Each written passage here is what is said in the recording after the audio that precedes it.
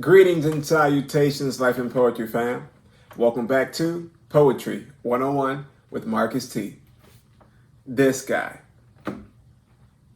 In this series, we will be discussing and breaking down my basics of understanding poetry, right? The pure foundation in my mind, in my eyes. And with this series, I want to give back to you guys. If you are interested in writing poetry or understanding poetry, or if you just love to read poetry, or you just want to know what it's about, this series is for you. So far in this series, we've broken down the definition of poetry, basic definition, and textbook definition. We've broken down we've broken down my 11 rules of poetry, the rules that I follow when I'm writing poems or when I'm writing my poetry, so on and so forth. We've also broken down some interesting myths, and truths about poetry. Now, there are, as I've said before, many rules to writing poetry. You will come up with some on your own, and some will be passed on to you, as I'm trying to do here with you guys on this platform. But as you dive into this world, you will come across a lot of things in poetry, some truths, some myths, some real stuff, some lies, but at the end of the day, it's up to how you want to break it down. It's up to you of how you want to move forward. One of my biggest rules is rules are meant to be broken, right? When it comes to writing poetry, poetry is that one constant that always changes, right? It's constant, but it always changes. The constant factor is that it's from the heart, it's from the soul, it's from your pen, it's from your mind. You put on paper and it's there. The change is that you don't always have to follow this structure or this blueprint, so on and so forth. But as we move into this series here, we'll be breaking down more things as we go along. But before we jump into all that stuff here, guys, I need you guys to do me a huge favor. Go ahead and like, comment, share, and subscribe to the channel. And once you've done that, go ahead and turn on that notification bell so that you can be notified every time we here at Life and Poetry drop a new video. Trust me, you don't want to miss what's coming here. Yeah. Now, moving right along. Today I wanted to do something different. In the same realm of poetry, not different, but we're moving on to the next phase of the series, the next episode, if you will, of the series. And in today's episode, we will be discussing common types of poetic forms, right? Different types of poetry. But before we jump into that, I gotta give you guys this this note here, right? This is a bullet point. This is a bullet point for you here. Over the years, poetry has adapted and come such a long way. Whereas, just like with anything, it grows, it evolves, it reproduces, grows, evolves, reproduces. Such as music. You've seen the transition that music has made. You've seen the transition that that storytelling has made, so on and so forth. So it's poetry. Poetry is adapted so many different forms, so many different languages. And it's such an amazing thing.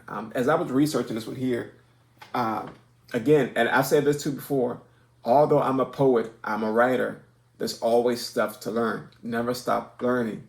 Never stop learning. For this here, me doing this series here also is another learning step for me, because as I'm doing research on the things that I don't know about it, or things that I may push to the back because I don't follow traditional traditional structure all the time of poetry. I mean, I've been writing for so long. Most of the stuff I've learned has been pushed back, but it's there, it's just in the background. But there are dozens and dozens of different poetic forms. But I want to do this one here today. I have 15 written down, but I'm not going to give you all 15. I'm going to give you some. Let me just give you a synopsis of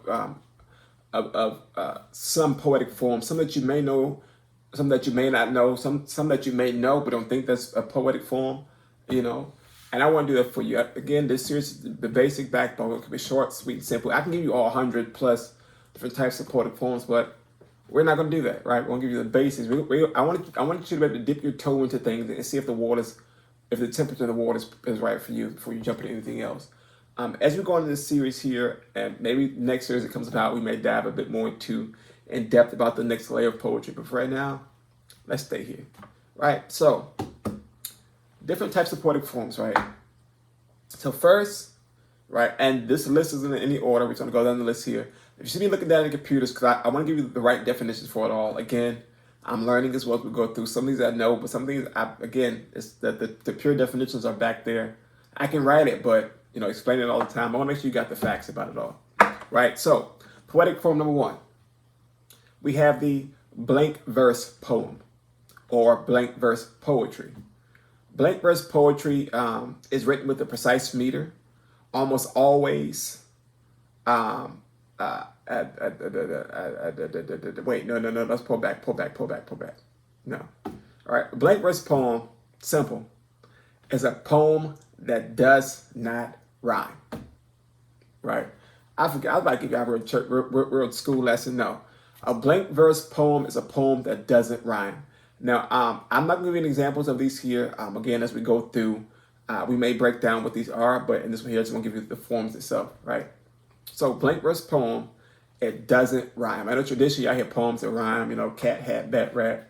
No. I think I said this in one of the other videos. Blank verse poems can be anything you put on paper, as long as it follows that meter, it follows that cadence, that pattern. You're good to go. Right? Poetic form number two.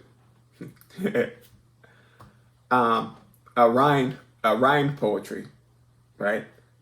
Now, simple, it's in the name, right? A rhymed poem does what? It rhymes, right? Not like blank verse, which does what? Doesn't rhyme, right? Rhyme poem is the opposite. It rhymes. It's in the title. It rhymes. I'm laughing at myself a second. I laughed at myself because I didn't realize that they were back to back like that. But yeah, so we have blank verse, we have rhymed, right? Following rhymed, we have what we call we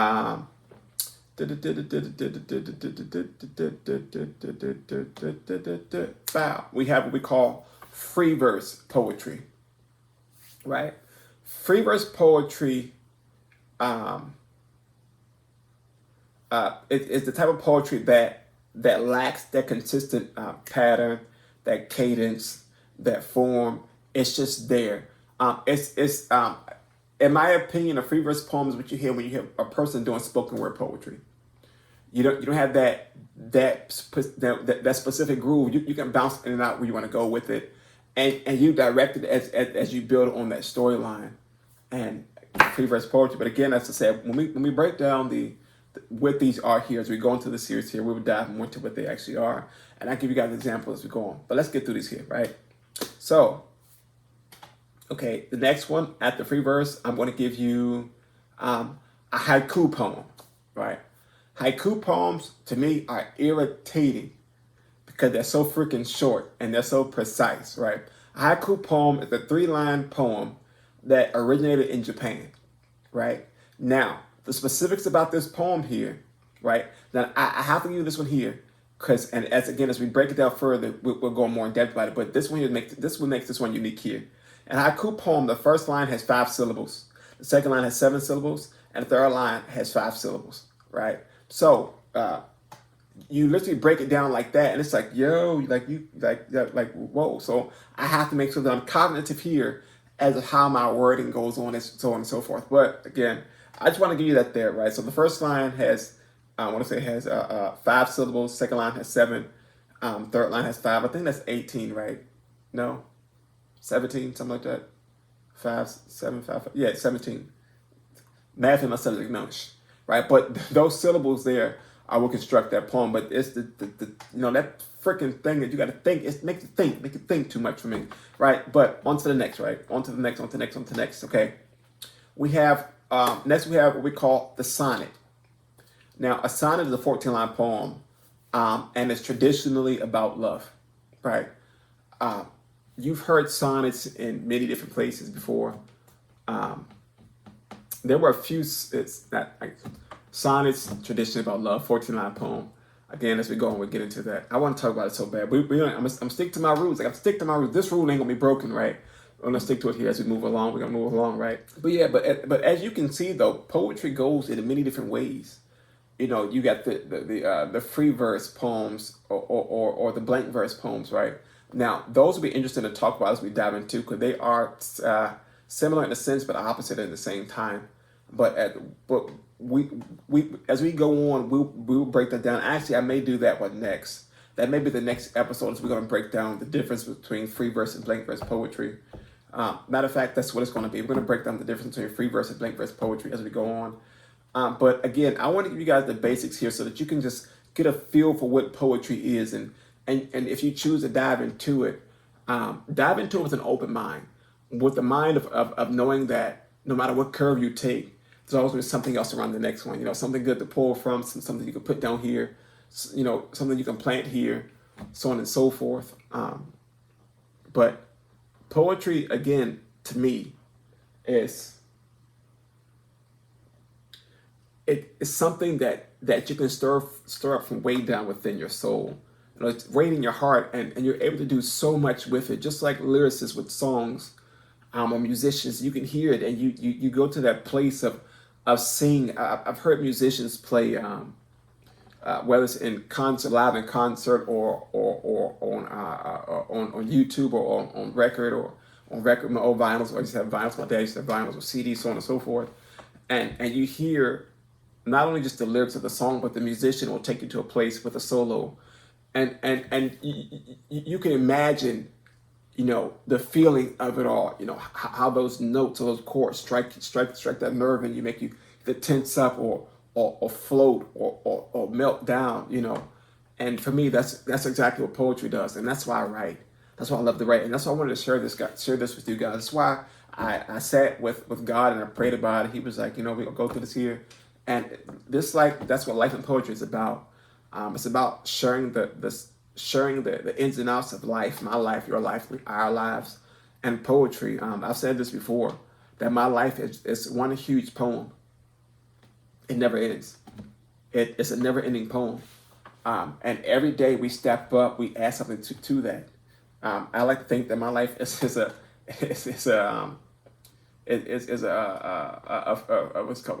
free verse poem. You just, as you're diving through, you're just adding on. But yeah, guys. So that's what we have for today. We gave you a few types of poetic forms, guys. If there are other forms you want to talk about, other forms you find out about, guys, feel free to leave a comment down below. Don't forget to give this video a thumbs up if you liked it. If you didn't like it, give it a thumbs down. It's cool. It's all love here at Life and Poetry. You know how we do here. No hurt feelings, no hurt, no harm, no foul. But guys, if you got something from this, guys, let me know. Comment down below, guys. Let me know what you think about this series so far, and give me your input. If you want to talk about something else about poetry, hit me up. Leave a comment down below, or you can hit me up on my social media sites, which will pop up here right about now. See right there, both my TikTok and Instagram usernames are the same, at officially.marcus.t. Hit me up on IG, send me a DM, or comment down below if you got anything else you want to talk about poetry, or if you want to come to the channel and talk about your knowledge of poetry, or how poetry makes you feel, anything about poetry, or anything about life itself. You got a topic you want to talk about, and you want to bring it to the channel. We can bring it back. We're going to take it to the table for discussions with Marcus T. And those are on the way back. But again, guys, like, comment, share, and subscribe, guys, to the channel. And I thank you guys so much for being a part of the journey here. Thank you so much for rocking me for so long. Thank you so much for being interested in this here. Again, I pray that you got something from this here. I pray that as you dive into the world of poetry, that you can find something that says, you know what, this is it here. This is what I like. This is what I'm feeling. This is what it's about. Yeah, I think that's about it for today. But again, we're going to come back with the next episode. I'm writing it down so I don't forget. We'll come back to the next episode. We're going to talk about the differences between blank verse and free verse poetry. Be on the lookout for that. But yeah. But we're going to close out here, guys. Class is over. We're going to close out here. But in closing, guys, I want to remind you to keep writing, keep believing, and no matter what, keep doing you. Because as always, words without an audience is just a whisper. Find your audience. Find your voice. Live it, love it.